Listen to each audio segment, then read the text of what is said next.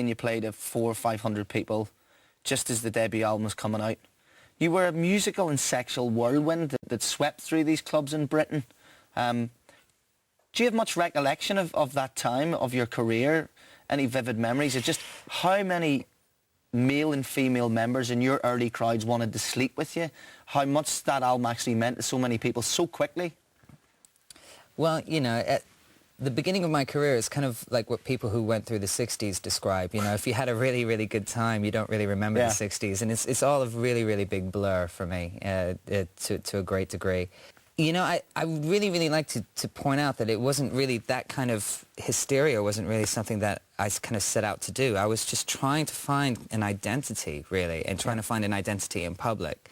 And somewhere along the way, it started to gel, and then we started getting these reactions, and I was quite astounded by them, you know, most of the time. But being a young, you know, 22-year-old kid who just, you know, got a record deal, just wanted to dive into the big shark pool, you know, of rock and roll, and certainly did, you know, hence the blur.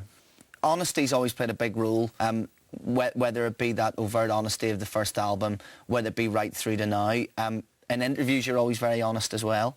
Is there anything where you thought to yourself, that quote's haunted me, or that's something I wish I hadn't said? Absolutely, yeah. You know, if I'm to be honest with you, I said a lot of things in interviews which most people in bands would only sort of say to their mates down the pub, you know, but because this was kind of, you know, a vehicle for me to sort of express myself, all of this stuff kind of came out. Looking back, if I could change anything, I would probably talk less, you know, about things that are salacious and just really sort of concentrate on the music. So was there almost a stage where a reviewer or an interviewer had to get over you before they could get their head around the music? Absolutely, yeah. And I think there was a point where we became serious caricatures of ourselves, and we needed to sort of, you know, take reality checks to sort of reacquaint ourselves with who we were. There's one quote, Brian, that you said that it will always haunt me. It's not on any cards. Well, it's as a fan. People in the know will know which quote you're talking about, and like it's amazing, you know. It involves bodily fluids. I think. That's the one. Two different coloured bodily fluids. I mean, it's amazing what you can say in passing to a journalist an hour after the interview is over in a pub, you know, just as a passing comment, and how it will haunt you for the rest of your life. See, I'm surprised. And it led me to remember that the tape recorder is never off. No. It's all part of the myth-making process, isn't it? You know, and so a little bit of myth-making's not too bad.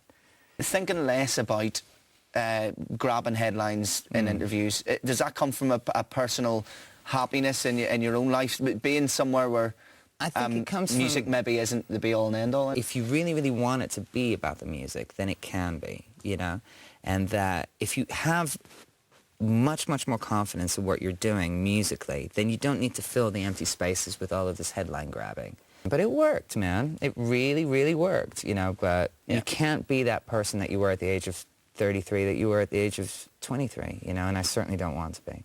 But you said yourself, this is the darkest record you've made. Yeah. Both musically and lyrically, it's less mechanical. Absolutely. I mean, that comes from, I think, it's a record that sort of cuts through all the nonsense. It doesn't have the gimmicks. It's not trying to grab your attention. It's just really just trying to tell it like it is from my point of view, or from the... You write about what you know, but it's still a fiction, you know. I've write about the emotions or the situations that perhaps I've experienced at a certain time, but... You know, I create characters and write stories about them, you know, to express certain things. But I really, really do think it just kind of, it's not trying to be anything else than it is. It's just trying to be itself. And I feel quite, I can take a deep breath and sort of relax now when I think about it. Well, listen, keep wearing the nice jackets. Thank you. It's certainly, well, it's not. You've made this look like an old fucking rag compared to now you've worn that, I have to be honest, but thank you very much. I'm sorry. Nothing to fear whatsoever. If you're interviewing Brian over the next couple of months, don't worry. Nothing to fear at all. He's a complete pet lamb. We're going to